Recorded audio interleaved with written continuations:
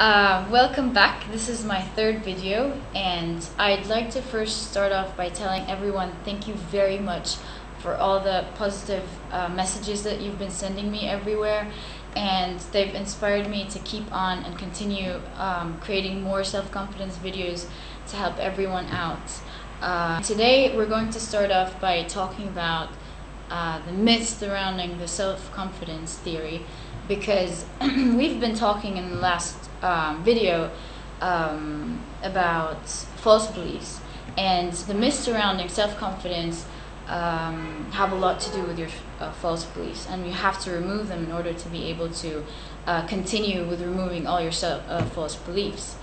And the first false belief that people have about self-confidence is concerning age. People think, well, you're either born with self-confidence or you're not, and that's completely stupid, right? Because or not just born, it's like, let's give you another example. Some people think it's either you get self-confidence when you're young or you don't get it at all, and that's completely wrong, because you could be 60 years old and suddenly get up and decide to get self-confidence, and you will get self-confidence. Because self-confidence is a set of beliefs about what you think of yourself. So these beliefs change all the time. If you believe that you thought you drove well, and then you suddenly saw your friend and he drives way better than you, then your belief about your driving skills are going to change. And if you thought you couldn't use chopsticks, for example, to eat, and suddenly you've learned, that's an additional change to your beliefs about yourself, and so on. That's just simple examples to make you understand it better. So self-confidence is a list of beliefs that you have about yourself, and because it is a list of beliefs that you have about yourself, you can change it anytime. So myth number one, age. Your self-confidence has nothing to do with age. Whatever age you are, get up and start fixing it, all right? Number two, the second myth, people think self-confidence is in the genes, right? So you're either born with self-confidence or you're not, full stop. That's, complete BS. Sorry, excuse my French, but that's wrong. Genes have nothing to do with confidence, because, as I said, confidence is a set of beliefs that you have about yourself, and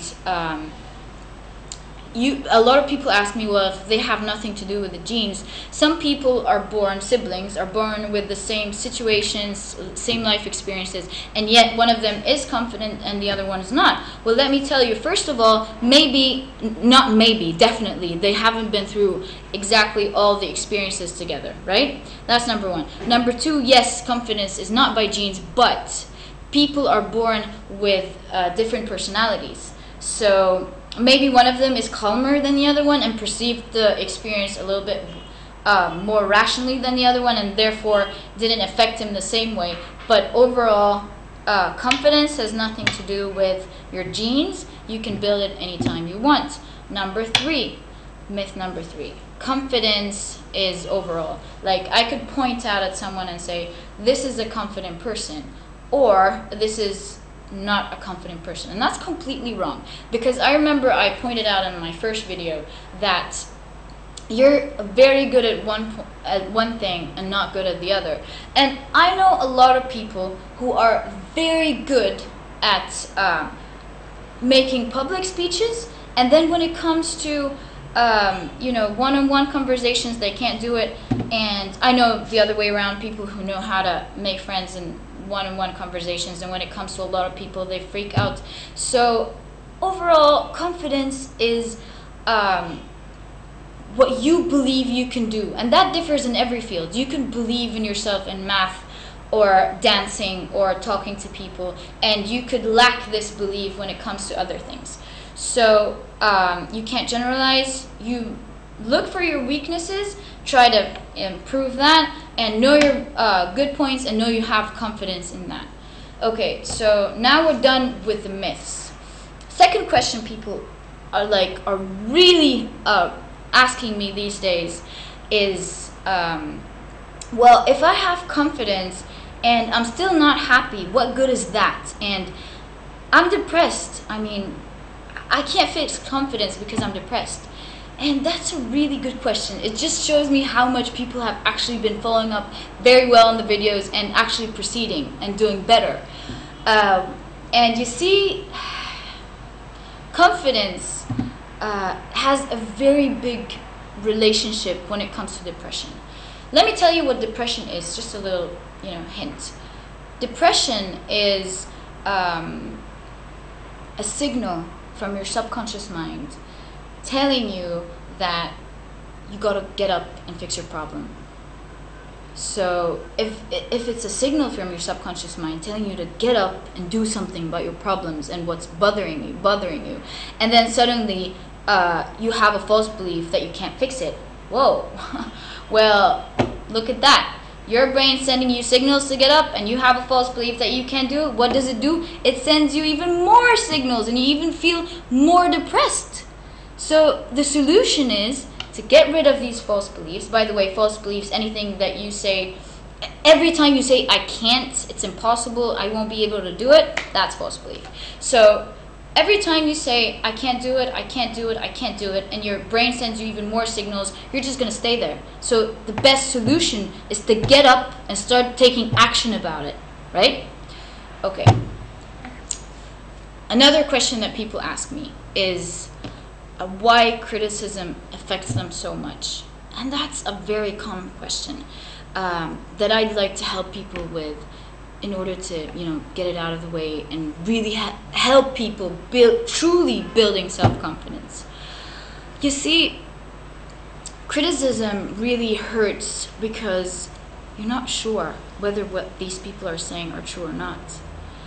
And if you're sure, it's not going to hurt. Let me give you an example. If you go down the street and your shirt has a little stain, right? You know it has a stain. And your friend tells you, your shirt has a stain, man. And you're like, okay, I'm not telling you you're going to feel good about it, but you're just going to say, well, I know, right? But if you go down and you think you're dressed well, and suddenly your friend tells you, whoa, you look weird, that's going to feel odd, right? So it's not, you feel criticism when you're not sure about, whether you have it or not. Like, let me give you an example. If I hold out my cell phone and I tell you, have you seen my new hamburger? You're going to go like, what? Hamburger? You're definitely not going to believe me. And if you, finished, or if you're done with watching YouTube, and then you go over to your parents and your friends keep telling you, have you seen our new hamburgers, and hold up their cell phone, you're gonna say, you're just gonna definitely know they've went mad, and it's not you, even though you've listened to it from different people, but you're definitely going to know that this is your cell phone. So even though people are opposing you, you still held on to this belief, and that's because you're absolutely sure about it.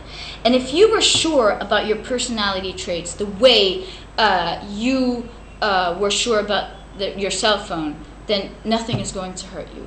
If someone calls you a loser and you feel bad, it's because you're not sure whether you are or not. But if you know you're not, it's not going to hurt you. So to wrap this up, if you have 1%,